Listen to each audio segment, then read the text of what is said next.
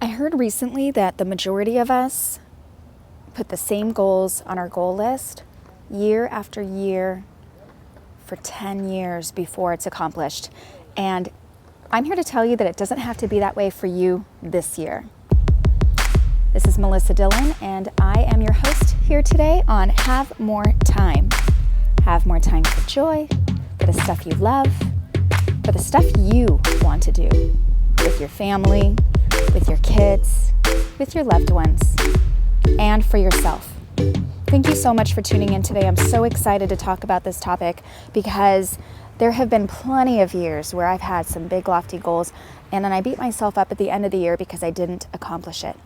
If you're feeling like this right now, I want you to go back and listen to episode number 1, and that is all about giving yourself the pat on the back for the things that you did accomplish last year, because I promise that even though you may not have accomplished some goals that you had in mind for your life last year, you were probably really busy accomplishing a lot of other things. So keep that in mind, especially, as you go into this year and you might start already feeling this heavy burden or overwhelm or stress or feeling down on yourself because maybe you're feeling like you're already behind this year and it's just started, and that is okay.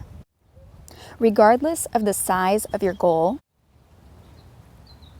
there are a couple things that you can do to get started on the right foot, and it can be a small baby step. So that takes us to number 1.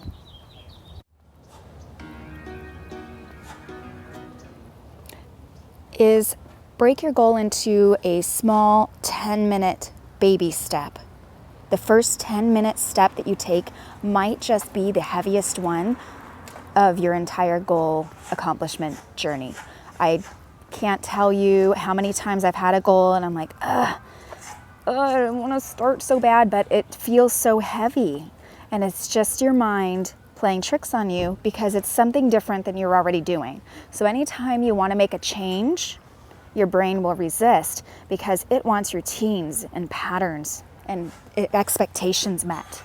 So when expectations are not met, that's when things start to get hard because it's not routine and you have to think outside of the box a little bit from the mundane routine of the day-to-day.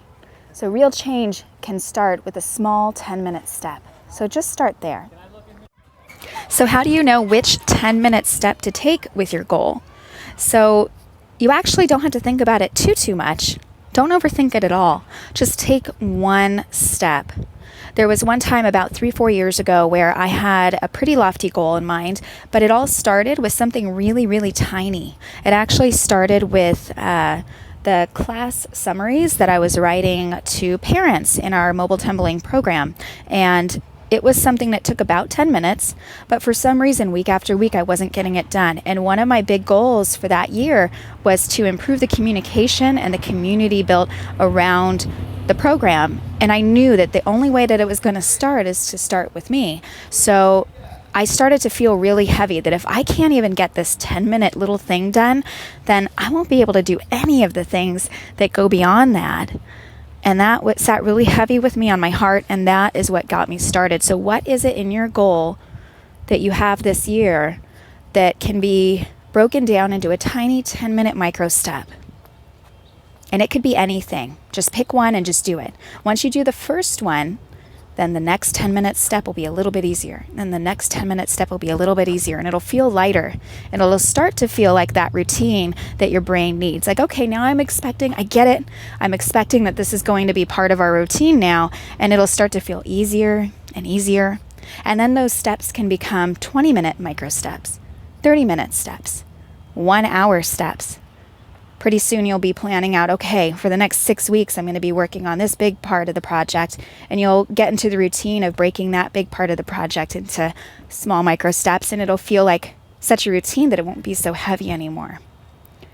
So get started. You can actually do step 2, which is number 2 is to schedule it. So go ahead today. Don't delay. It won't take long. Schedule a time this week for you to take that 10-minute micro step, the first big behemoth step in your goal this week. Put it in the calendar.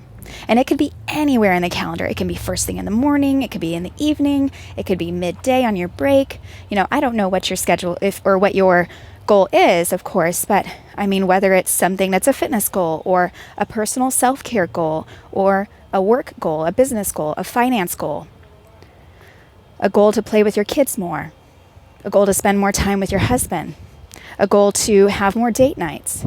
Any of those things, the first 10-minute step could be something as simple as calling to set up the date night, to schedule the reservation at dinner, setting the timer for the 10 minutes to play with your kids, setting a 10-minute timer to read your favorite book or that self-improvement book that you've been really wanting to pick up and you haven't quite picked it up yet. And it might be the exact knowledge that you need to take your goal to your goal accomplishing into the next level.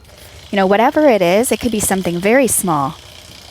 It could be something as simple as sending a sweet text to someone that you love and that you told yourself this year you'd spend more time with.